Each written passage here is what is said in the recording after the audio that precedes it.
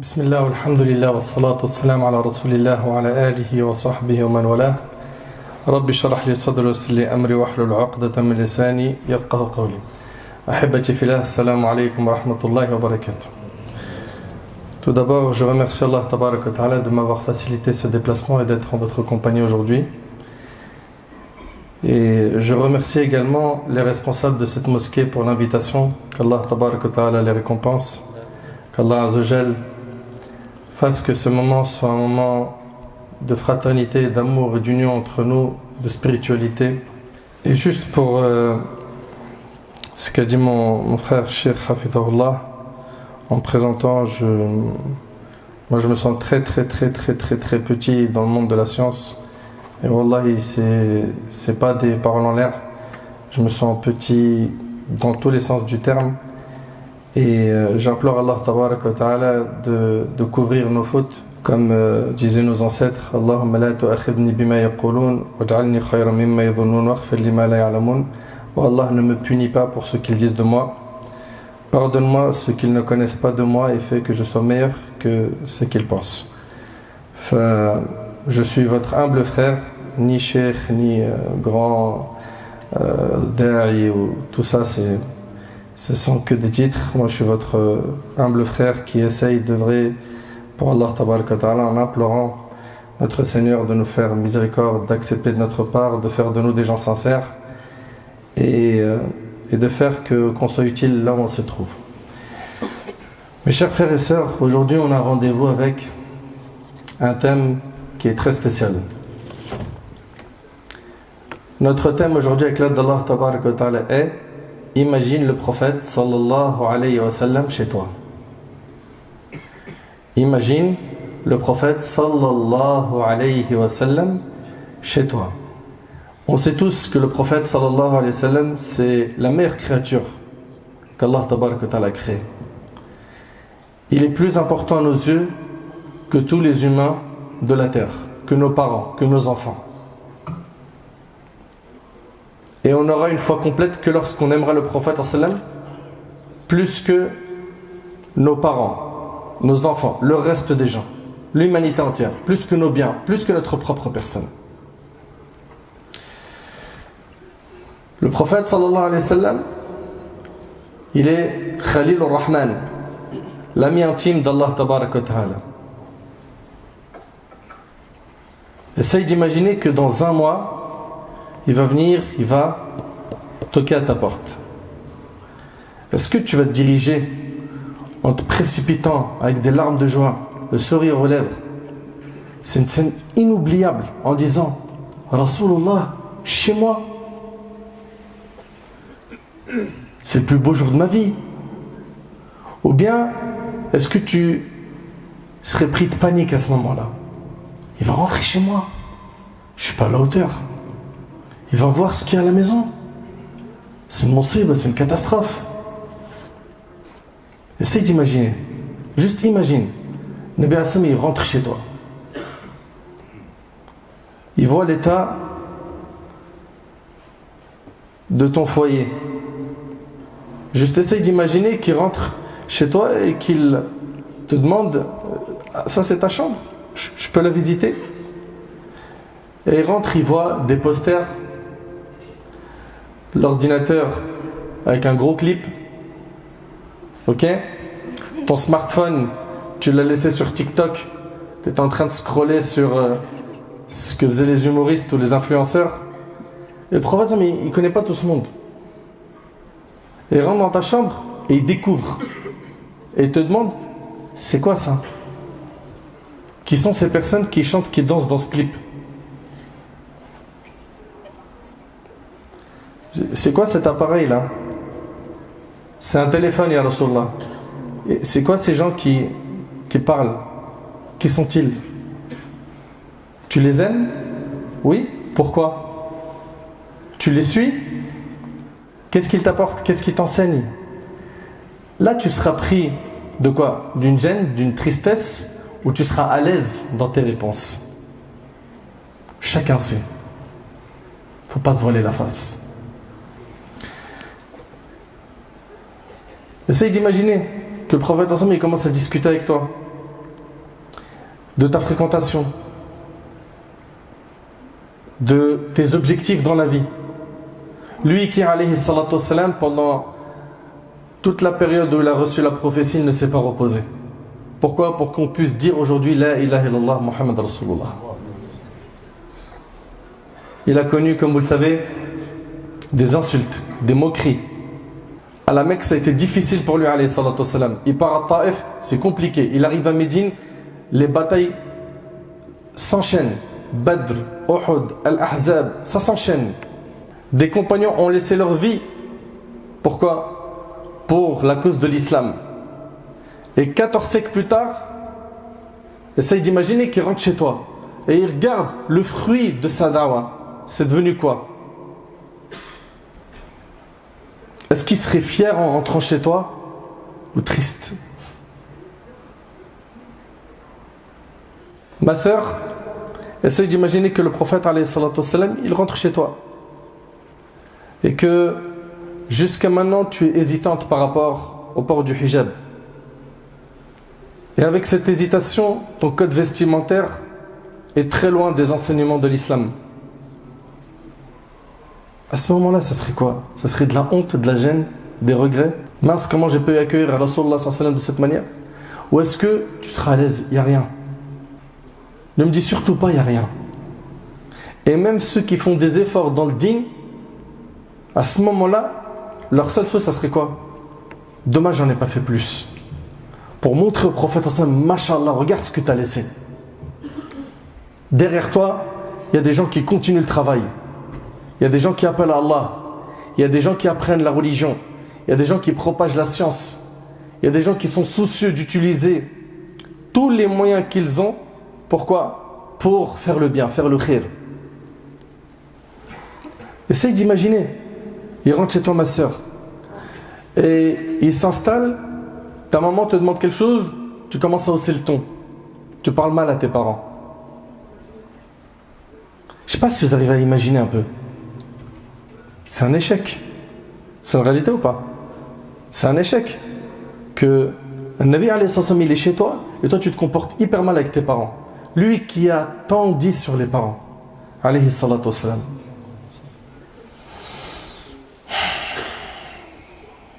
Comment est-ce que tu te comporterais face à notre bien-aimé alayhi salatu wassalam? Suppose qu'il vient chez toi et c'est pas simplement une visite. Qu'après avoir insisté, il accepte de dormir chez toi. Qu'en est-il de tes 5 prières? Salat al-subh. Ou combien malheureusement sont nombreux les gens qui prient subh quand ils se réveillent. Et subh pour lui c'est en fonction de à quel moment il se réveille. Donc si c'est à 8h du matin qu'il se réveille, ça sera à 8h, c'est à 9h, c'est à 11h, il priera à 11h. Et donc il a donc fait sortir Salat al-subh de son temps. Faire sortir une seule prière de son temps, c'est un grand péché, mes frères et sœurs. C'est pas quelque chose à minimiser. Le musulman, il fait très attention à ses prières. Et la prière, c'est un indicateur qui prouve ton amour pour Allah tabaraka wa ta'ala. Et on le voit malheureusement, énormément de jeunes et de moins jeunes, ils font la salat que quand tu lui dis prie. Tu lui dis pas prie, et prie pas. Ou bien tu dis non mais je vais prier Inch'Allah. Hein. De toute façon, le ramadan prochain, Inch'Allah, je lâche plus la salat. Le fajr, ça sera à l'heure. Mais qui te dit que tu vas vivre jusqu'à le ramadan prochain? Et puis pourquoi remettre une bonne action à demain? Pourquoi avec la dunya, l'euro, on ne remet jamais quelque chose à demain et pour l'au-delà, al-akhira, al-jannah, on remet les choses à plus tard? Si quelqu'un dit j'ai un plan pour que tu gagnes 200 € avant 19h, mais il faut que tu fasses ça. Et que tu as la capacité de faire ça. Tu vas t'empresser ou tu vas dire 200 c'est rien? J'ai dit 200, j'ai pas 10 000, j'ai pas dit 10 000. J'ai dit 200. 200, tu vas tout faire pourquoi? Pour essayer de bouger. Juste 200 €, il y en a plein qui feraient le nécessaire pour pas louper le coche. Et quand on parle du paradis pour l'éternité, certains ils voient ça comme trop loin. Ou bien certains, comme pour eux c'est pas palpable, ils disent le paradis, vas-y, plus tard. De toute façon, il y a encore le temps. Entre nous et le paradis, mais elle, j'aurai le temps de me repentir, je me serai marié d'ici là, je me serai casé. Mais arrêtez, arrêtez. Combien sont nombreux aujourd'hui ceux qui meurent, jeunes et moins jeunes. Et un claquement de doigts, il n'est plus là. On était avec eux, ils sont partis. Un tel il s'est fait agresser, un tel c'est un accident de voiture, un tel c'est crise cardiaque, un tel c'est une embrouille de cité, un tel il avait aucune maladie, il dormait, ou une sœur elle dormait, Wallah je me rappelle comme si c'était hier, cette sœur sur qui on a fait salat janaza, elle se mariait le lendemain, elle est morte dans son sommeil. Il faut arrêter de penser que la mort c'est plus tard, c'est trop loin. La mort peut nous toucher à n'importe quel moment. Et la question est, sommes-nous prêts à rencontrer Allah? Si ce n'est pas le cas, pourquoi remettre les bonnes actions à plus tard? Pourquoi est-ce que les 5 prières ne sont pas soudées? Pourquoi? Pourquoi ces 5 prières ne sont pas faites avec amour? Pourquoi tu ne les considères pas comme un délice? Je parle avec le Seigneur des mondes. Quand aujourd'hui parmi vous il y a un jeune, il rencontre une grande personnalité, il prend une photo avec lui, il est au bout de sa vie. Par exemple, un de nos jeunes qui aime, je sais pas moi, que ce soit un joueur de foot, un humoriste, un acteur ou bien même un imam. Il a pris une photo avec lui, lui qui rêvait de le voir, juste cette photo. Elle est dans son smartphone, elle est même sur la story Snap, sur Insta, sur TikTok, il en parle H24, partout. Pourquoi? Quel honneur! Mais wallahi l'azim, le plus grand honneur, c'est qu'on pose notre front au sol pour Allah, le Seigneur des mondes. Et on ne réalise pas à quel point c'est une faveur de la part d'Allah de pouvoir l'adorer. C'est quelque chose d'immense, de grand. Subhanallah. Essaye d'imaginer que le prophète il discute avec toi. Il surveille ta nuit. Il n'y a pas de qiyam lil. Il n'y a pas de prière surrogatoire. Ta journée, il n'y a ni jeûne surrogatoire. Ni tu manges comme il a enseigné. Ni tu bois comme il a enseigné. Ni tu prononces ce qu'il a enseigné. Et vous le savez qu'il y a tellement d'invocations. Vous le savez tous qu'il y a énormément d'invocations dans la sunna qu'il est recommandé de dire à tout moment. Avant de manger, après manger, je vais sortir de chez moi ou bien je vais prendre les transports en commun. Il y a toujours une dua. C'est-à-dire, le musulman qui veut beaucoup de hasanat, c'est quelqu'un qui pense tout le temps au prophète sallallahu alayhi wa sallam. Il dit là, Rasulullah nous enseigne ça. Là, ici, le prophète nous enseigne ça. Là, il faut faire ça parce que le prophète sallam. Donc celui qui veut beaucoup de hasanat, il pense tout le temps au prophète sallam. Essaye d'imaginer que le prophète sallam, il discute avec toi. Tu dis, le Coran t'en est où? Le livre d'Allah. Et il voit, tabarakallah, que tu as 12-13 ans et que tu arrives à la moitié du Coran. Masha'Allah, Allahumma barik. Il voit que certains même, à cet âge-là, ils l'ont fini. Ça existe ce que je suis en train de dire ou ça n'existe pas? Ça existe. Et puis il va aller voir un autre et il va lui dire, ça fait combien de temps que tu es sérieux dans la religion? Ça fait très longtemps, ya Rasulallah. Combien tu connais de la parole d'Allah? Et tu n'as même pas fini Juz Amma. Et d'autres qui malheureusement connaissent quasiment rien, même dans Juz Amma. Est-ce que le prophète sallam, en finissant une discussion avec toi, il dirait Alhamdulillah, Alhamdulillah, il y a une relève? Ou est-ce qu'après avoir discuté avec toi, il dirait Inna lillahi wa inna ilayhi raji'un, la hawla wa la quwwata illa billah? Qu'est-ce qu'il dirait? Pose-toi la question. Et la question, c'est pour chacun, c'est du personnel. Toi qui m'écoutes là, actuellement, pose-toi la question. Qu'est-ce qu'il dirait après avoir parlé avec moi? Sur quel sujet discuterais-tu avec lui, alayhi salatu wassalam? Il y a le messager d'Allah sallallahu alayhi wa sallam, il est avec toi et on va ouvrir une discussion. Sur quoi? Sur les blessures des musulmans? Sur l'état de la communauté musulmane? Sur quoi? Sur les injustices que subissent certains, les oppressions? Sur quoi? Sur la science de la religion? T'aimes le ilm? Et t'as mis un pied à l'étrier, t'es en train d'apprendre l'aqid, le Coran, le fiqh, le hadith, etc. Sur quoi? Tu parleras avec lui sur l'histoire des musulmans? Ya Rasulallah, ta sira, ta biographie, elle m'a vraiment touché. Les compagnons, ce qu'ils ont fait, c'était vraiment quelque chose de grand. Tu parlerais de quoi avec le prophète sallam? Sur l'importance du réveil de la communauté, de son évolution spirituelle, Ou bien, est-ce que tu lui ferais part de ce que tu regardes dans les réseaux sociaux? Ya Rasulallah, je vais pas te mentir, moi je suis franc avec toi. Voilà, ma journée je la passe à regarder les commentaires ici. Les commentaires de quoi? Facebook. C'est quoi Facebook? C'est un réseau. Pareil, Insta. Moi toute la journée je surveille les commentaires, les publications. Qu'est-ce qu'il a posté lui? Qu'est-ce qu'il a mis lui? Qu'est-ce qu'il a écrit lui? Et je rigole et je commente. Et imagine, le Nabi sallallahu alayhi wa sallam dit, ça te prend combien de temps dans ta journée? Et imagine, le Nabi sallallahu alayhi wa sallam dit, mais ce temps-là, est-ce que tu accordes le même temps au Coran, le livre d'Allah? Toi qui restes des fois 2-3 heures par jour sur ton smartphone, en plus vous savez que vous avez avec vos applications, vous le savez que vous avez avec vos smartphones des applications qui vous font le report d'heures. Voilà, tu es resté tant d'heures sur WhatsApp, sur Telegram, sur Insta, sur Snap. Regarde un petit peu entre le Coran, ton rapport avec le Coran et ton rapport avec ton smartphone. Qui, comme le disait un de mes bien-aimés, il disait le smartphone c'est devenu une extension de la main pour certains. Ils sont H24 avec leur smartphone. C'est devenu une addiction de toute la journée le déverrouiller pour voir s'il y a une notif. Mais pourquoi on n'a pas ce lien avec le livre d'Allah? Pourquoi? Sans compter que on voit beaucoup de gens perdre un temps fou à suivre la vie des autres. Et votre vie, vous vous en occupez quand? Sans compter ceux qui vivent par procuration. Vous les connaissez ceux-là? Il a besoin de la vie des autres pour vivre, pour exister. Donc c'est un commentateur. Comme un peu, t'as vu le match de foot quand il y a quelqu'un qui est en train de dire « Ah, il a pris le ballon, ah, il a dribblé, hein, etc. » Ben, il y a des gens, ils sont comme ça avec les réseaux sociaux. Sa vie, elle est tellement ennuyante. Je sais que ça pique un peu, hein, mais c'est fait exprès. Sa vie, elle est tellement ennuyante qu'il a besoin de la vie des autres pour exister.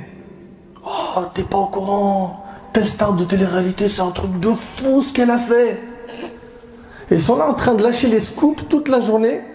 Des influenceurs, influenceuses, de lui, il a mangé, il a bu. Hein, t'as vu son nouveau sac à main, une telle? Et quand est-ce que vous vous occupez de vous? De votre cœur, de votre âme? Quand? Essaye d'imaginer le Nabi alayhi salatu wassalam, il est avec toi. Tu vas lui parler de quoi? De business? Tu vas lui parler de quoi? De politique? Tu vas lui parler de quoi? De son? S'il te dit qu'est-ce qui occupe ton esprit, qu'est-ce qui prend beaucoup de place dans ton cerveau, tu vas lui dire quoi?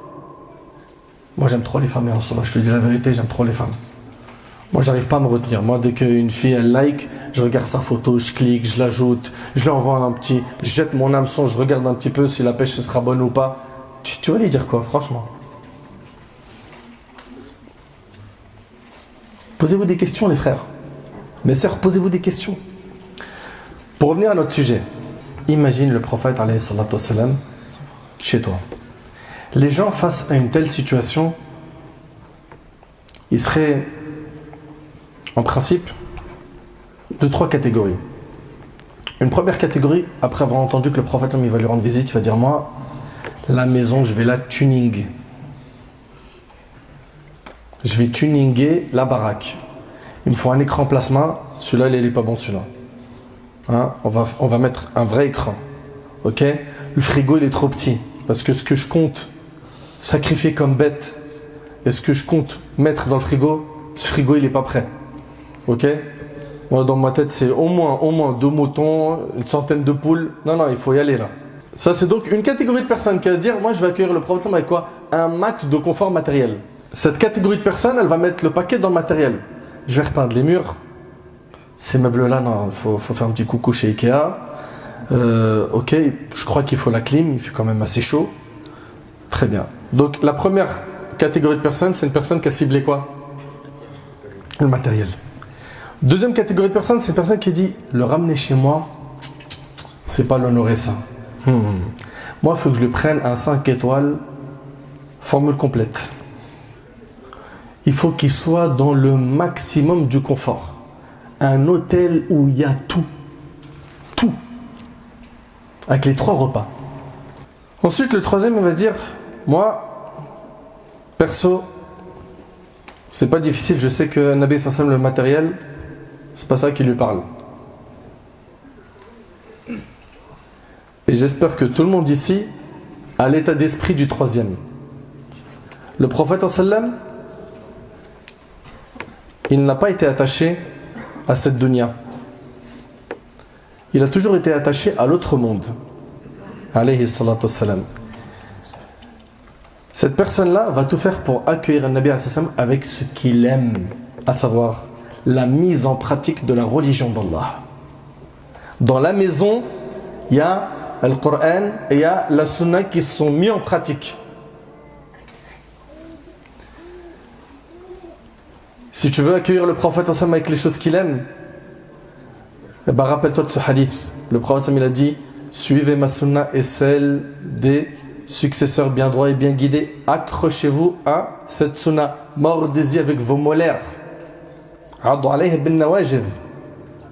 Accrochez-vous à la Sunna avec quoi? Avec vos molaires. Donc voilà, un Nabi alayhi salatu wassalam, ce qu'il aime c'est quoi? C'est la mise en pratique de sa Sunna alayhi salatu wassalam. Et dans le hadith de l'Hakim, le prophète il a dit: j'ai laissé parmi vous deux choses grâce auxquelles vous ne vous égarez point, le livre d'Allah et ma Sunna. C'est une personne qui est intelligente, dira: moi je vais l'accueillir avec ce qui lui fait vraiment plaisir. Ça veut dire quoi? Salat. C'est une personne qui va tout faire pour même avoir la sunna extérieure. Ok? La barbe en fait partie. Aujourd'hui, malheureusement, quand quelqu'un porte la barbe, on lui dit: oh, subhanallah. Et certains même, ils vont l'attaquer en disant: mais c'est qu'une sunna. À croire, c'est genre quelque chose qu'il faut fuir. C'est qu'une sunna. Mais est-ce que la sunna c'est quelque chose de bien ou de pas bien? Pourquoi en vouloir à quelqu'un qui veut ressembler au prophète alayhi salatu wassalam? Pourquoi en vouloir à quelqu'un qui veut ressembler au prophète sallallahu alayhi wa sallam? Et notre sœur qui veut porter le hijab et qui a des parents qui la combattent. Et souvent d'ailleurs, il y a plus de parents qui empêchent leurs filles de porter le hijab que des parents qui leur imposent le hijab. Il va rentrer chez toi, est-ce qu'il va voir des photos accrochées au mur, des posters, etc. Ou est-ce qu'il va plutôt rentrer chez toi et il va écouter le Coran? Il va voir des enfants qui lisent le Coran, l'épouse qui révise le Coran. Bien évidemment, dans nos 24 heures, on ne fait pas que ça, mais ça en fait partie. Ça fait partie de quoi? De notre programme de chaque jour. Ce troisième-là, il est très intelligent. Selon Abdullah ibn Mas'ud radiyallahu anhu, soyez attentifs s'il vous plaît. Restez là. Selon Abdullah ibn Mas'ud radiyallahu anhu, le prophète sallallahu alayhi wa sallam, il s'est couché sur une natte. À son réveil, ses côtés portaient les traces de la natte. Nous dîmes: ô messager d'Allah, que dirais-tu si nous t'achetions un tapis? On t'achète un tapis, quelque chose de plus confortable. Il dit: qu'ai-je à faire avec ce bas monde? Je n'y suis que comme un cavalier qui se mit à l'ombre d'un arbre puis partit en le laissant, rapporté par Tirmidhi. Le Nabi sallallahu alayhi wa sallam, pour lui, cette dunya, c'est comme quoi un cavalier qui s'est mis à l'ombre d'un arbre. Cette dunya, c'est une ombre. On y est pourquoi? Quelques moments et après, on quitte cette ombre et on continue notre chemin. Et nous, on doit continuer notre chemin. Et ce chemin-là, c'est fait le Jannah. Pour l'éternité, on y sera bi'idhnillah. Allahumma ja'alna min ahli al-Jannah, ya Rabbi. Le Nabi alayhi salatu wassalam, il disait: Seigneur Allah fait que la subsistance de la famille de Mohammed se limite à leur faim. C'est-à-dire que notre rizq soit vraiment ce qui nous permet de ne plus avoir faim. Et c'est rapporté par Bukhari Muslim. Aïcha radiyallahu anha, elle rapporte: le prophète sallam est mort en laissant une armure en gage chez un juif à qui il devait 15 gallons d'orge, rapporté par Bukhari Muslim. Il est mort endetté auprès d'un juif. C'était pas quelqu'un attiré par le matériel, alayhi salatu wassalam. Il n'était pas attiré par le matériel. Si le prophète sallam vient chez toi, et on est encore une fois dans le imagine, que vas-tu faire? Tu te reconnais dans quelle catégorie de personnes des trois que je viens de citer? Tu te reconnais dans quelle catégorie des trois personnes que je viens de citer? Sûrement tu vas me dire la troisième. Moi j'ai envie d'accueillir le prophète sallam avec quoi? Avec une mise en pratique de sa religion. C'est-à-dire il va rentrer, il va voir salat, il va voir, mashallah, qu'on est habillé correctement, il va voir vraiment un comportement islamique, une éthique, il va voir une spiritualité. Si le prophète sallam il rentre chez toi, il te demande: de donner tout ce que tu possèdes comme bien, fi sabilillah, afin qu'il puisse propager la da'wah. Est-ce que tu veux lui donner tous tes biens? Allez, soyez honnête, s'il vous plaît. Le Nabi sallallahu alayhi wa sallam dit, donne-moi tout, j'en ai besoin pour la da'wah. Tu vas le dire à Rasulallah, tiens, tout, ou d'accord, laisse-moi juste, ya Rasulallah, un moment. Dans ce moment-là, tu commences à réfléchir, concerter, peser le pour et le contre, etc. C'est une question. Chacun d'entre nous se connaît très bien. Dis-toi que lorsque le prophète sallallahu alayhi wa sallam, il a appelé ses compagnons à faire des aumônes, Omar radiallahu anhu, il a donné la moitié de ses biens pour Allah tabarak wa ta'ala. La moitié de ses biens. C'est immense, hein? La moitié de sa richesse. Abu Bakr radiallahu anhu, il a tout donné, tout ce qu'il possédait. Et quand le prophète lui a demandé, qu'as-tu laissé à ta famille, il a dit, j'ai laissé à ma famille Allah et son messager. Omar, il a donné la moitié et il a laissé l'autre moitié à sa famille. Abu Bakr, il n'a rien laissé à sa famille. Il a dit, j'ai laissé à ma famille Allah et son messager. Subhanallah. Si le prophète sallam te propose d'émigrer et de délaisser ton pays, est-ce que tu vas l'écouter? La réponse est, j'espère, Inch'Allah, pouvoir le faire. S'il te demande tout ton argent pour la da'wah, la réponse est, j'espère, Inch'Allah, pouvoir le faire. Comprends que dans tout ça, il faut être sincère pour Allah tabaraka wa ta'ala. J'ai une question à vous poser, mes frères et sœurs. Est-ce que le prophète, il est déjà rentré chez quelqu'un? Dans la maison de quelqu'un? Si oui, qui? Levez la main. Bon, oui? Abu Ayyub al-Ansari, barakallahu fik. Bon, ça serait bien qu'on passe plus de temps à lire la biographie du prophète, d'accord? Qu'on apprenne ça par cœur, qu'on enseigne ça à nos enfants. C'est hyper important. Soyez attentifs, s'il vous plaît. On va citer quelques exemples de visites afin de voir comment les gens ont agi, comment l'ont-ils accueilli et comment nous aurions agi. Parmi ces gens-là, il est chez qui le prophète sallam est allé taper à leur porte, mais il n'est pas rentré chez eux. Parmi ces personnes à qui le prophète a rendu visite, il a eu Ubay ibn Ka'b, radiyallahu ta'ala anhu. Le hadith il est rapporté par l'imam Muslim. Quand le prophète sallam frappa à la porte de Ubay, ce dernier demanda qui est à la porte. Il ouvrit et il trouva que c'était le prophète sallam. Bien évidemment, vous imaginez la joie du compagnon à ce moment-là. Ubay dit au messager d'Allah, pourquoi ne m'as-tu pas convoqué pour que je vienne à toi au messager d'Allah? Il a dit, je suis ton serviteur. Le prophète lui a dit, oh Ubay, soyez attentif, hein. Allah m'a ordonné de te lire Surat al-Bayyinah.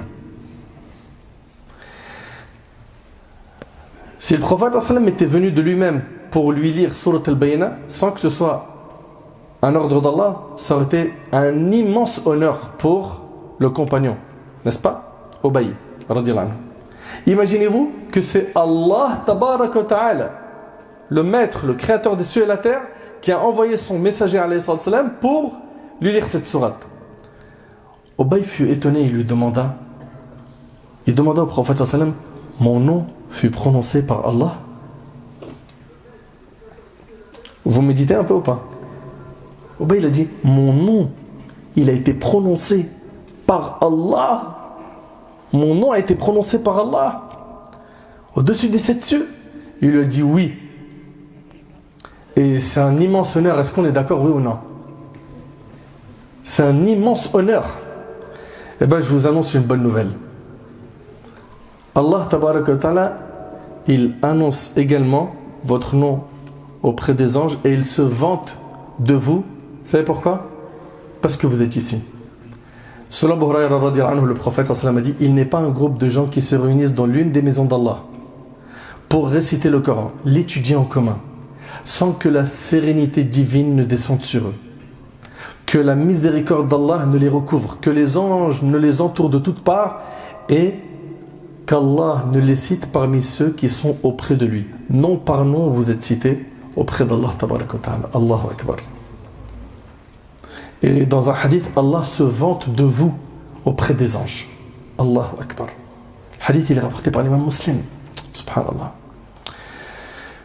À part Ubay ibn Ka'b, notre bien-aimé alayhi salatu wassalam, il a visité Sulaym, qui était la mère de Anas ibn Malik. Le hadith il est rapporté par Muslim. Le prophète sallam, il entre chez elle pour faire Qayloula. Et écoutez ce passage. Un jour, Sulaym, elle n'était pas chez elle. Le prophète sallam, il entre, il fait la Qayloula. Et notre prophète sallam, il est en train de dormir. D'accord? Pendant qu'il dort, Sulaym entre et elle commence à récupérer la quoi? La sueur de Nabi alayhi salatu wassalam. Et le prophète alayhi salatu wassalam se réveille et lui dit: mais pourquoi est-ce que tu fais ça? Elle lui dit: ceci est notre parfum. Elle lui dit: nous le parfumons par ta transpiration, messager d'Allah, car ta transpiration est l'une des meilleures odeurs. Et ça, c'était des particularités qu'avait le Nabi alayhi salatu wassalam. Et d'après Abu Hurayra radiyallahu anhu, le prophète sallallahu alayhi wa sallam a dit, et je vous invite s'il vous plaît à être vraiment franc et honnête. Il a dit alayhi salatu wassalam: des gens de ma communauté viendront après moi alors que l'un d'entre eux aurait aimé échanger sa famille et son argent contre le fait de me voir. Contre le fait de me voir.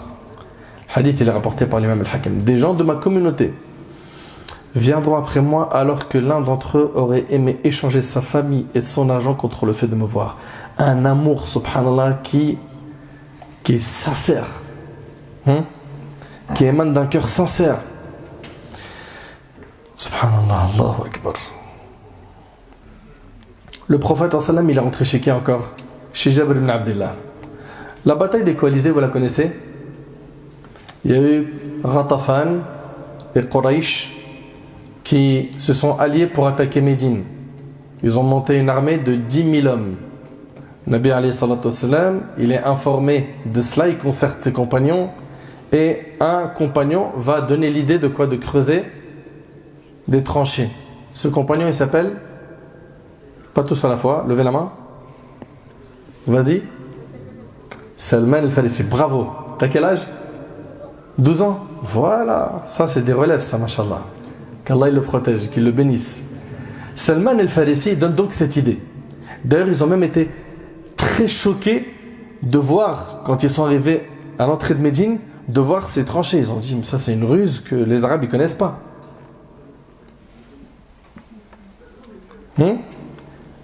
Quand Quraysh et Ghatafan sont arrivés à Médine, ils ont été choqués, ils ne connaissaient pas ça. Que quelqu'un puisse creuser quoi? Des tranchées à l'entrée de la ville. Et bien, pendant qu'ils étaient en train de creuser, le hadith il est rapporté par Bukhari et Muslim. Jabir ibn Abdullah radiyallahu anhu, il dit: le jour du fossé, pendant que nous creusions, nous rencontrâmes un rocher extrêmement dur. Le Nabi alayhi salatu wassalam, il est descendu. Alors nous allâmes voir le prophète et lui dîmes: il y a un rocher qui entrave notre travail dans le fossé.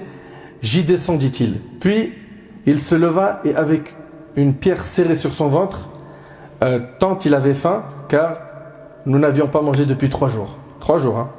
Le prophète sallam prit la massue et frappa un coup qui réduisit le rocher en miettes.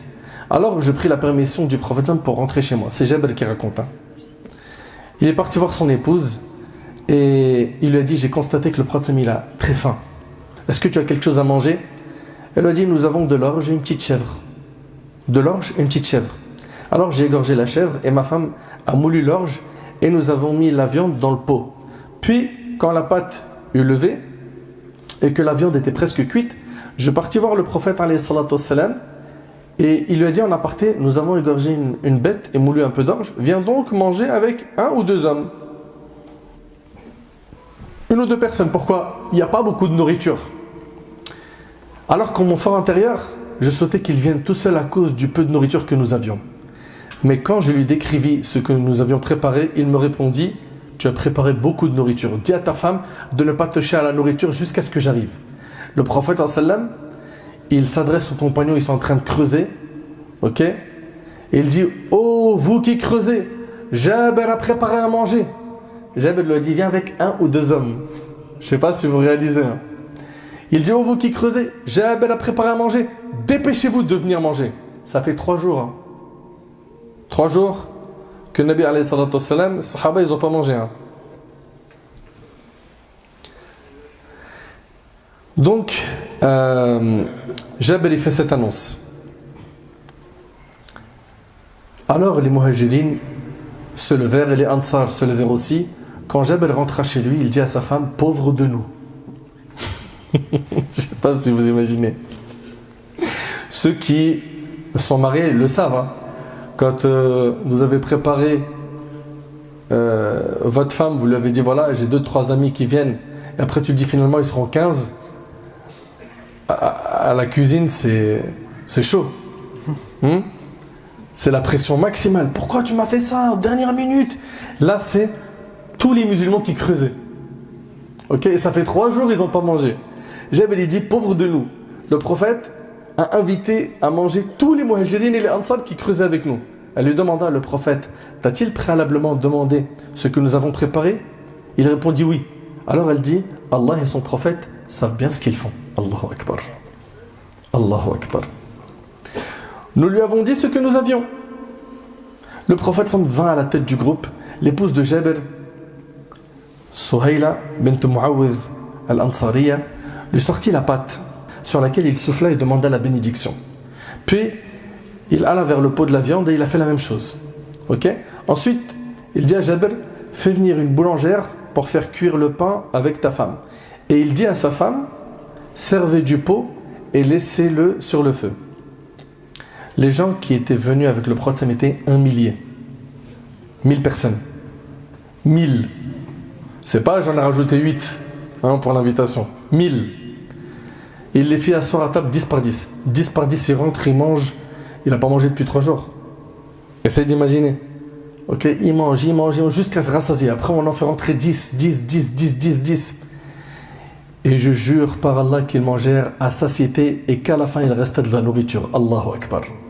Ça fait partie des miracles du prophète alayhi salatu wassalam. Notre pot, quant à lui, continue à bouillir et déborder comme si de rien n'était. Et notre pâte alimentait la table sans tarir. Ça fait partie des miracles. Notre prophète, il a aussi visité cet enfant juif qui était mourant. Anas radhiyallahu anhu nous rapporte qu'un garçon juif au service du messager d'Allah tomba malade. Alors le prophète dit à ses compagnons, allons chez lui rendre visite. Ils entrèrent chez lui pendant que son père était assis à son chevet. Le messager d'Allah lui a dit, dis la ilaha illallah. Dis, il n'y a de divinité digne d'adoration qu'Allah. Ainsi je pourrai intercéder en ta faveur le jour de la résurrection. Le garçon se mit à observer son père et ce dernier lui a dit, écoute ce que te dit Abul Qasim. Et il dit, la ilaha illallah Muhammad Rasulullah.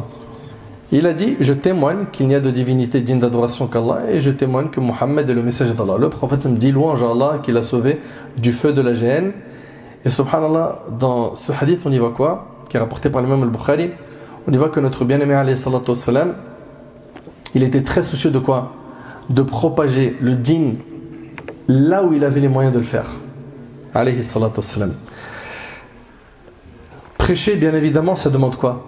De la sagesse. Parfois de la douceur, parfois de la fermeté. Mais de la sagesse, de la science, de la clairvoyance. La religion s'est répandue grâce au bon comportement. Les musulmans qui sont partis en Asie ont impressionné les gens en Asie. Aujourd'hui, on voit certains qui... Et quand je dis impressionné en Asie, c'était par quoi? Par le commerce. Ils les ont impressionnés par quoi? Par leur honnêteté dans le commerce. C'était tellement des gens pieux qu'ils donnaient envie aux gens de quoi?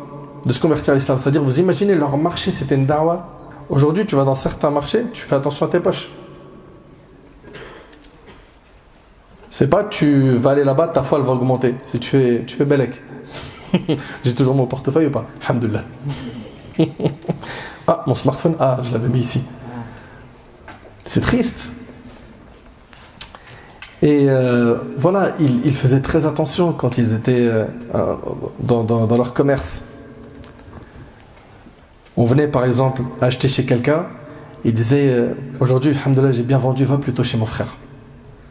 Il n'a pas bien vendu. C'est des choses qu'on imagine difficilement aujourd'hui, c'est vrai ou pas? Ou bien il a une meilleure marchandise que la mienne, prends plutôt de chez lui. Certains, leur souci c'est de refourguer tout ce qui est pourri, invendable. Alhamdoulilah, j'ai liquidé tout le stock, en plus je te raconte même pas, j'allais jeter un tiers à la poubelle.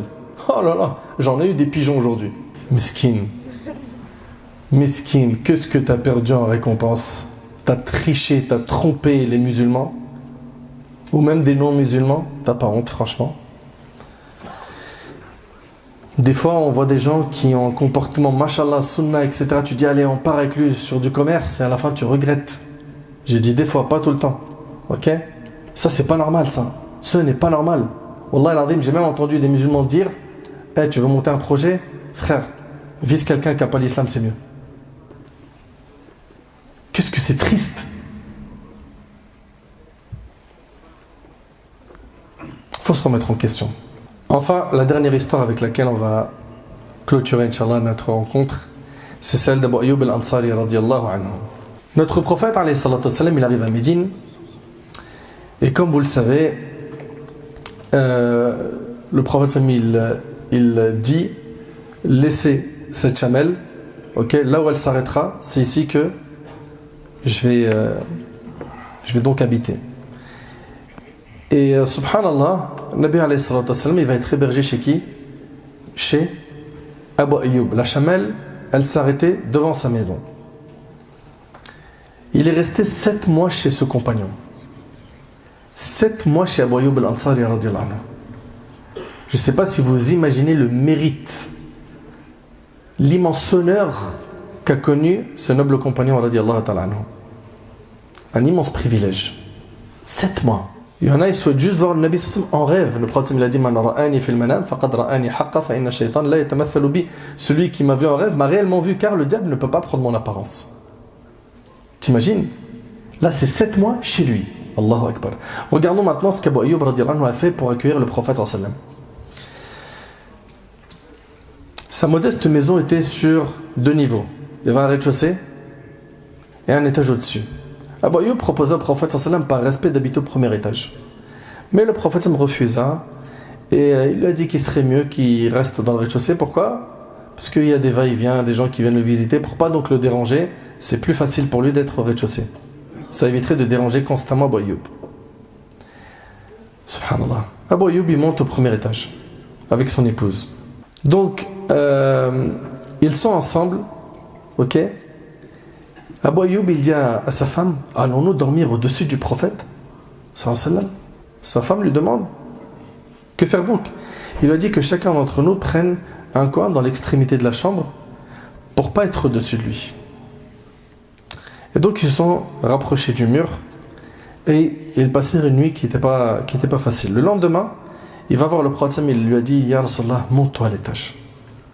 Monte à l'étage, j'arrive pas à m'y faire avec cette idée d'être au-dessus de toi. Et avant que le prophète sallallahu alayhi wa sallam ne monte, il y a eu 2 événements qui sont marquants. Abu Ayyub préparait tous les jours à manger et à boire. Et il amenait ça au prophète sallallahu alayhi wa sallam. En revenant prendre les restes, il appelait sa femme pour manger les restes du plat du prophète sallallahu alayhi wa sallam en cherchant les traces des doigts du prophète sallallahu alayhi wa sallam sur la nourriture pour manger au même endroit. Un jour, en préparant à manger, il renversa de l'eau. Et ils étaient à l'étage. Ils n'avaient ni céramique, ni carrelage, ni ce qu'on a aujourd'hui. C'était un sol qui n'était pas imperméable. Donc l'eau renversée risquait de tomber sur le prophète sallallahu alayhi wa sallam. Et supposons qu'une goutte ou 2 tombe sur le Nabi sallallahu alayhi wa sallam. Bon, à l'époque, il n'avait pas de serviette, etc. Il n'avait qu'une robe qu'il avait achetée pour sa femme, pour qu'elle la mette durant la fête de l'Aïd. Il l'a pris, il l'a coupé en 2, et il a donné la moitié à sa femme. Elle a commencé à nettoyer rapidement l'eau, afin qu'elle ne tombe pas sur le prophète alayhi salatu wassalam. Ce même jour, il descend au prophète sallallahu alayhi wa sallam avec de la nourriture, et cette histoire elle est rapportée par l'imam Ahmad al-Musnad. Il lui descendit de la nourriture contenant de l'ail et de l'oignon cru. Il le pose devant la porte, et quand il revint plus tard, il voit que le repas il est tel qu'il l'a posé. Il s'est dit, le prophète doit sûrement m'en vouloir. S'il ne l'a pas mangé, il m'en veut. Alors, il demande au prophète sallallahu alayhi wa sallam, qu'est-ce qu'il en est? Il lui demande, pourquoi tu ne l'as pas mangé? Est-ce qu'on a fait quelque chose de mal? Et là, ce qui est beau, c'est que Abu Ayyub, il y a quoi ici? Il y a chez lui une remise en question. Et malheureusement, chez beaucoup de musulmans, on ne voit plus cette remise en question. Beaucoup de musulmans, ils font des péchés, ils désobéissent à Allah en secret, en public, Ils savent que telle chose est un ordre, telle chose est un interdit. Il fait comme bon lui semble, ok, sans culpabiliser, sans regretter, sans se remettre en question. Et ça, c'est un vrai problème, ça. Parce que si c'est un indicateur de quelque chose, ça indique quoi? Ça indique que l'état du cœur est très fatigué. Il n'est pas assez entretenu. Le cœur, quand il est bien entretenu par la mise en pratique du din d'Allah, la personne, elle trouve une force dans la mise en pratique de la religion. Elle arrive à faire ce qui est obligatoire, même si parfois c'est difficile. Parce qu'on est stigmatisé, on est montré du doigt, etc. Parfois c'est difficile. Et on le sait. On le sait que, par exemple, nos sœurs qui ont porté le hijab, c'est pas facile pour elles. Et on implore Allah tabarak wa ta'ala de leur donner énormément de récompenses pour ce qu'elles endurent. On implore Allah azza wa jal de les protéger de tout mal. Et d'aider nos sœurs qui n'ont pas encore franchi le pas, de le faire. Et subhanallah, ici, il y a des gens qui vont manger l'usure dans des transitions commerciales et voilà, ils ne calculent même pas. Ils ne se remettent pas en question. Ils ne culpabilisent pas. Et vous avez vu Abu Ayyub comment il a réagi? Il demanda au prophète s'il l'avait fâché. Le prophète lui a dit non. Abu Ayyub le demanda pourquoi tu n'en as pas mangé? Il lui a expliqué comme quoi les anges sont gênés par les odeurs qui gênent les hommes. Et comme le prophète est constamment en contact avec l'ange Gabriel, qui vient pour lui révéler les versets d'Allah tabaraka wa ta'ala, eh ben, il a préféré ne pas manger ail et oignon. Pour information, il est déconseillé, surtout quand on vient à la mosquée, de manger ail et oignon cru, ok? Et dans le cas où quelqu'un mange cela, parce que quand tu viens avec cette odeur, l'odeur elle peut gêner tes voisins. Au moins essaye de te brosser les dents avant, voilà, fais le nécessaire, siwak, quelque chose, pourquoi? Pour que cette odeur disparaisse. Et là on a parlé de quoi? D'ail et oignon. Malheureusement il y en a certains, ils rentrent ici avec l'odeur de la cigarette, ou bien d'autres qui viennent, malheureusement ils font aucun effort, ils viennent de finir le travail, on peut comprendre, mais au moins essaye dans la mesure du possible de mettre un vêtement de rechange ou ne serait-ce que des chaussettes de rechange dans un sac quand tu viens à la mosquée. Ok? Cet endroit-là, c'est pas n'importe quel endroit, la mosquée. C'est un endroit qui mérite énormément de respect. Abu Ayyub radiyallahu anhu, il lui a dit est-ce qu'ils sont interdits à la consommation? Il lui a dit non. Il lui a dit moi, je détesterai tout ce que tu détestes. Allahu Akbar. Allahu Akbar. À partir de maintenant, je déteste tout ce que tu détestes. C'est comme ça qu'on agit avec le prophète sallallahu alayhi wa sallam. Soyons sincères, s'il vous plaît. Combien de fois on dit à nos petits frères mais pourquoi tu mets une chaîne, une gourmette? Qu'est-ce que tu es en train de faire? Tu ressembles à qui comme ça? Est-ce que dans notre religion c'est autorisé? Combien de fois tu viens, tu les exhortes? Ou bien nos sœurs qui des fois vont mettre des choses qu'elles n'ont pas le droit, perruques, faux ongles, etc. Mais le Nabi sallallahu alayhi wa sallam, il a dit quoi par rapport à ces choses-là? C'est contraire à Sunan al-Fitra par rapport aux ongles, etc. Est-ce qu'on fait tout pour lui ressembler alayhi salatu wa salam? Mettre en pratique ce qu'il a dit? Donc ça, c'était le prophète sallallahu alayhi wa sallam qui est resté chez Abu Ayyub pendant 7 mois. 7 mois. Subhanallah. Vous savez, Allah tabaraka wa ta'ala, quand il s'adresse à nous dans le Coran et qu'il nous invite à revenir vers lui, à nous diriger vers le chemin du paradis, les verbes qui sont utilisés, ils sont un impératif et il y a toujours cette notion de hâtez-vous, précipitez-vous. Regardez ici, Allah Ta'ala il dit quoi? Fafirru ila Allah inni lakum minhu nadhirun mubin. Fuyez donc vers Allah. Moi je suis pour vous de sa part un avertisseur explicite. Voilà ce qu'il dit ici, Nabi Hassan. Fuyez vers Allah. Et malheureusement, il y a beaucoup de gens aujourd'hui, je ne généralise pas, qui ne fuient pas vers Allah, mais ils fuient Allah. Tu viens, tu le dis, viens, on parle un peu d'Allah. Qu'est-ce qu'il y a? Tu dis, non mais t'as vu, j'ai juste une mission là, t'as vu, je vais venir, hein, t'inquiète pas. Hein. Voilà, en plus quand tu parles là, toi, les hadiths là, c'est trop bien. Hein. Vous les connaissez, hein, les esquiveurs de rappel. Eux, ils ont des doctorats pour t'esquiver. Tu viens vers eux, ils disent, oh, alerte, muse. Alerte, muse. Alerte, muse. Mais toi, t'es quoi, toi? T'es pas muse? Dis-nous, t'es où? Dans quel camp? Comment alerte? T'imagines quelqu'un, il tend la main pour te faire évoluer dans ta pratique religieuse, t'aider à aller au paradis, alerte. Mais ça montre que Shaitan, il t'a cuisiné à petit feu. Dans pas longtemps, il va te grignoter. T'es un petit jouet d'Iblis. Sois un bonhomme, sois sahih, sois fort. T'es sérieux là? T'es allergique au rappel. T'es allergique à ceux qui t'amènent vers le bien. T'es allergique à celui qui dit viens on va à la mosquée. Non, parce que t'as vu, je suis pas propre, t'as vu? Je suis pas propre, t'as vu? Ça veut dire quoi, t'es pas propre? T'es toute la journée à la janaba, H24, t'es junub. Ça veut dire que t'es en impureté majeure, t'as une éjaculation, t'es sérieux? Toute la journée, H24. C'est quoi cette vie que tu mènes là? C'est une folie. Et voilà, donc il y en a plein comme ça qui vont prétexter. Ils vont venir comme ça avec des mensonges, des faux prétextes pour pas se rapprocher d'Allah. Ah, qu'est-ce que c'est triste. Allah tabarak wa ta'ala a dit يَوْمَ لَا يَنْفَعُ مَالٌ وَلَا بَنُونَ إِلَّا مَنْ أَتَى اللَّهَ بِقَلْبٍ سَلِيمٍ. Le jour où ni les biens ni les enfants ne seront d'aucune utilité sauf celui qui vient à Allah avec un cœur saint. Le jour du jugement, ni ton argent ni ta famille seront utiles. La seule chose qui sera utile, c'est que tu viennes à Allah avec un cœur saint. Ce cœur, tu as une obligation de l'entretenir. Et ce cœur-là, pour lui donner la pêche, ce qu'il lui faut, c'est quoi? C'est pas aller à la salle de sport et pousser la barre. Hein. C'est venir ici. C'est ici la salle de sport du cœur. La mosquée. D'écouter des rappels. Ça, c'est la salle de sport du cœur. D'écouter le Coran. Ça, c'est la salle du sport du cœur. D'apprendre le Coran, d'apprendre la religion, de venir faire tes prières ici, d'étudier le din.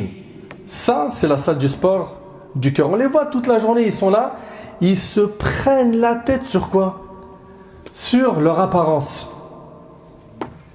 Et surtout pour l'été, il faut pouvoir mettre des débardeurs, il faut pouvoir montrer les tablettes de chocolat dans les stories. Bah ouais, il faut que je leur montre moi que ça paye. J'ai pris un coach, en plus en nutrition, j'ai fait un effort de ouf. Et ils sont là, ils mettent le paquet sur quoi? Ils mettent un paquet sur l'extérieur. Moi, je vais vous donner un exemple qui va vous parler, qui sera frappant. Quelqu'un, il achète un super beau lustre pour sa villa. Une fois qu'on a sorti le lustre du carton, le carton, qu'est-ce qu'on en fait? Allô? On le jette. Est-ce que vous avez déjà vu quelqu'un accrocher le carton et mettre le lustre quelque part à côté? Et si quelqu'un il fait ça, vous allez lui dire quoi? Ouais, il y a quelque chose, il y a un dysfonctionnement. Redémarre la machine, c'est vrai ou pas? Il y a un bug, c'est pas normal. Et bien aujourd'hui c'est ça. Le corps c'est ce carton et le cœur c'est le lustre. On se prend la tête que sur le carton.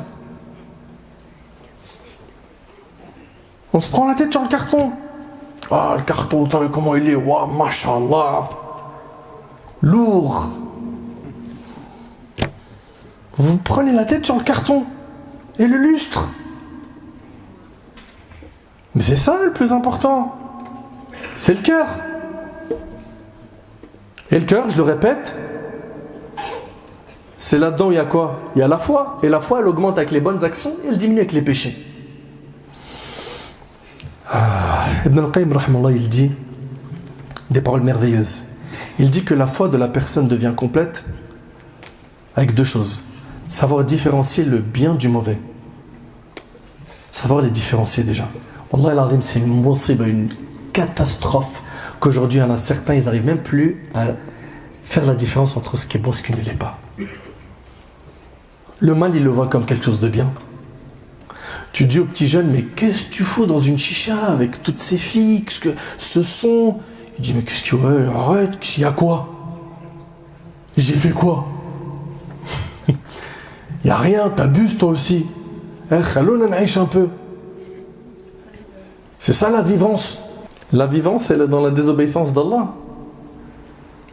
Mais arrête de dire désobéissance. Je l'avais déjà dit, je le répète. Si pour toi, c'est pas une désobéissance et que tout glisse à merveille, dis Ya Rab, Ya Allah, fais que je meure dans cet endroit. Prends mon âme ici. Et sache que tu seras ressuscité de la même manière dont tu es mort. Allez, dis le courage. Donc, Ibn al-Qayyim, il dit que la foi, elle devient complète par deux choses. Un, savoir différencier le bien du mal. Et 2, qu'il préfère les bonnes choses aux mauvaises. Tu préfères quoi, toi? Tu préfères quoi? Il y en a peut-être parmi vous, c'est la première fois de leur vie rentrer à la mosquée. On les a forcés de sif. On a dit, viens, wallah, tu vas voir, ça va être bien, c'est un rappel et tout, etc. Et il est venu, il ne sait même pas ce qu'il fait là. Déjà, premièrement, si tu es venu et si tu écoutes aujourd'hui ce rappel, c'est qu'Allah il te veut du bien, alhamdoulilah. C'est une très bonne chose. Il ne faut pas par contre qu'aujourd'hui soit ton début et en même temps la fin. C'est-à-dire, voilà, pour le dîn, ce que j'ai fait, j'ai écouté un ders. Voilà, je suis venu à la mosquée, j'ai écouté le rappel. C'est bon, j'ai fait des efforts, non? Non. Tu en as fait certes, mais il faut que tu en fasses plus. Ok? Pourquoi? Parce qu'au paradis, il y a des degrés et comme tu es ambitieux sur terre, il faut que tu le sois également. Pourquoi? Pour avoir les plus hauts degrés du paradis. Le prophète, alayhi salatu wassalam, il a dit 3 caractéristiques. Celui qui les possède découvre grâce à elle la douceur de la foi. 1. Qu'Allah et son messager lui soient plus chers que tout le reste. Est-ce que toi, Allah et son prophète te sont plus chers que tout le reste? 2. Quand il aime quelqu'un, il ne l'aime que pour Allah. 3. Qu'il lui répugne de retourner au kufr après qu'Allah l'en a sauvé, comme il lui répugne de se voir jeté en enfer, rapporté par Bukhari Muslim. Subhanallah. C'est par ces paroles que vous écoutez que vous nourrissez votre cœur. Allah tabarak wa ta'ala, il a dit Ala bi dhikrillah tatma'innul qulub. N'est-ce point par l'évocation d'Allah que les cœurs s'apaisent? Et le prophète il a dit Allah ne regarde ni vos corps ni vos images. Il va regarder ni ta couleur le jour du jugement, ni la couleur de ton passeport, ni est-ce que tu étais musclé, fort, grand, petit, maigre, gros. Non. Mais il regarde vos cœurs et vos actes. Donc rappelle-toi du lustre et du carton. Concentre-toi sur ton cœur, purifie-le par la prière. Demande à Allah, fais des doigts, ya Rab, j'ai envie de revenir vers toi, c'est dur. La fréquentation, l'environnement, mes potes, qu'est-ce qu'ils vont dire de moi quand je vais les lâcher? Eux qui m'amenaient que au haram. Je suis tiraillé, ya Allah, j'aimerais bien venir vers toi, c'est dur. Parle avec ton Seigneur, demande-lui, il te donnera la force. On n'a pas une invocation qui dit Allahumma a'inni ala dhikrika wa shukrika wa husni ibadatik. Oh Allah, aide-moi à quoi? T'évoquer, te remercier et à bien t'adorer. Mais ça se demande à Allah. Allah Ta'ala il dit oh mes serviteurs, vous êtes tous dans l'égarement excepté ceux que j'ai guidés. Demandez-moi la guider, je vous l'accorderai. Demande-la. Allah Ta'ala c'est le riche, celui qui est capable de tout, il va te donner la guider. Mais recherche-la, fais-en un objectif. Parce que tu es de passage sur terre. Le passage ici, il est court. Le prophète a dit ma communauté vivra entre 60 et 70 ans. Peu d'entre eux dépasseront cet âge. T'as quel âge? Regarde dans le rétro, combien d'années sont déjà passées? Jusqu'à maintenant, tu es encore absorbé par la dunya, par le haram, par le monde du faux. Mais jusqu'à quand? Jusqu'à ce que l'ange de la mort vienne prendre ton âme? Et que ce soit trop tard. Et que tu dises comme certains Rabbi rji'un la'alli a'malu salihan fima tarakt. Seigneur, fais-moi revenir sur terre afin que je fasse le bien. J'ai pas assuré. T'auras pas cette deuxième faveur de revenir sur terre. Donc c'est maintenant que tout se joue. C'est maintenant qu'il faut tout faire pour construire ta demeure dernière. Si tu veux suivre la voie du prophète sallallahu alayhi wa sallam, sache que sa voie c'était celle d'appeler les gens à Allah tabarak wa ta'ala. Chacun à son niveau, à son échelle. Surtout avec le bon comportement, le sourire, la bonne parole. قُلْ هَذِهِ سَبِيلِي أَدْعُو إِلَى اللَّهِ عَلَى بَصِيرَةٍ أَنَا وَمَنِ اتَّبَعَنِي. Dis voici ma voix, j'appelle les gens à Allah, moi et ceux qui me suivent. Et je le dis, je le répète, il y a des gens qui viennent nous faire des rappels. Si on répond à ces rappels comme il le faut, en mettant en pratique le dîn, wallahi l'azim, on va gagner beaucoup. Beaucoup, subhanallah. Le prophète, alayhi salatu wassalam, il a dit Tauba, félicitations à celui qui m'a vu et a cru en moi. C'est les compagnons. Et Tauba puis Tauba à ceux qui ont cru en moi et ne m'ont pas vu. Et il a dit également que viendra une période où la pratique de la religion elle sera difficile, comme si quelqu'un tenait une braise de feu dans sa main, n'est-ce pas? Que celui qui pratiquera sa religion, à ce moment-là, il aura la récompense de 50 hommes. On lui a dit 50 hommes parmi nous, c'est-à-dire parmi les compagnons, ou parmi eux? Il a dit parmi vous. C'est-à-dire vous vous accrochez à votre religion dans les moments où c'est difficile, vous avez la récompense de 50 compagnons. La récompense, elle est grande. Grande. N'oubliez pas, s'il vous plaît, barakallahu fikum, le titre de cette conférence. Sache mon frère, ma soeur, que le prophète n'est pas obligé d'être avec toi pour que tu te tiennes bien. Certes, si l'un d'entre nous est toujours avec un homme pieux, un savant, quelqu'un de science, il n'osera pas faire de péché. Sachez que où que vous soyez, Allah tabaraka wa ta'ala vous voit. Et Allah mérite plus que n'importe qui au monde qu'on ait quoi de la pudeur envers lui. Là, depuis tout à l'heure, vous avez vu, j'ai dit, imagine le prophète chez toi, imagine, il regarde ton smartphone. Mais vous arrivez, vous maintenant, à réaliser qu'Allah tabaraka wa ta'ala voit tout cela de nous. Tout ce que je vous ai dit a pour but de prendre conscience qu'Allah tabaraka wa ta'ala est tout le temps avec nous et qu'il mérite plus que n'importe qui que l'on se tienne à carreau devant sa majesté azza wa jal. Allah accueille le repentir de celui qui se repent. Allah tabaraka wa ta'ala accueille notre repentir quand on vient vers lui. Sincèrement, il facilite les chemins du repentir. Subhanallah, il y a des gens qui ont des cœurs difficiles et qui se sont éloignés du chemin d'Allah alors que la voie d'Allah elle est accessible. Le chemin d'Allah il est facile. Le chemin d'Allah demande juste de faire des efforts et des sacrifices et vous allez voir que vous allez savourer. Savourer le plus grand bonheur de cette vie qui est la foi. Une fois que tu as goûté à ça, la douceur de la foi, ça y est, tu ne peux plus t'en passer. Vous savez, après tout ce que vous avez entendu, Yawm al-Qiyamah, c'est deux choses l'une. Soit tu seras heureux d'avoir écouté tous ces rappels et tu les as mis en pratique. Ils ont été la cause de ta réforme. Soit tu vas regretter infiniment de ne pas avoir écouté tout ce qu'on t'a dit sur terre. Tu veux être de quelle catégorie de personnes? Tu veux être de ceux qui vont venir Yawm al-Qiyamah, ils vont voir leur sort, ils vont dire si seulement. Si seulement.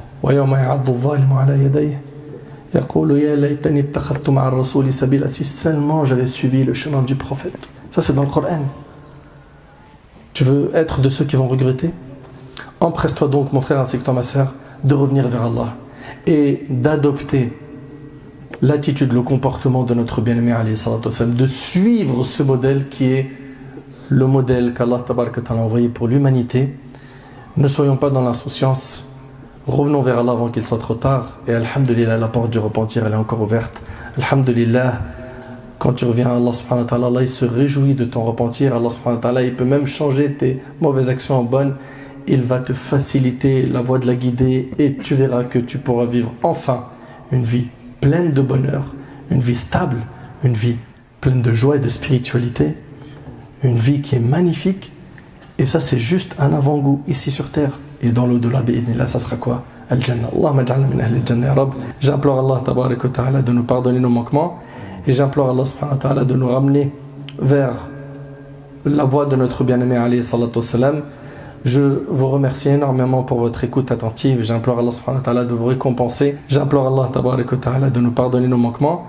Et j'implore Allah subhanahu wa ta'ala de nous ramener vers la voie de notre bien-aimé alayhi salatu wassalam. Je vous remercie énormément pour votre écoute attentive. J'implore Allah subhanahu wa ta'ala de vous récompenser, de vous bénir, de vous protéger, de faire de vous des pieux. Sallallahu subhanahu wa ta'ala an yanfa'ani bima qultu wa yanfa'akum bima sami'tum. هذا ما أعلم الله عز وجل أعلى وأعلم سبحانك اللهم وبحمدك أشهد أن لا إله إلا أنت أستغفرك وأتوب إليك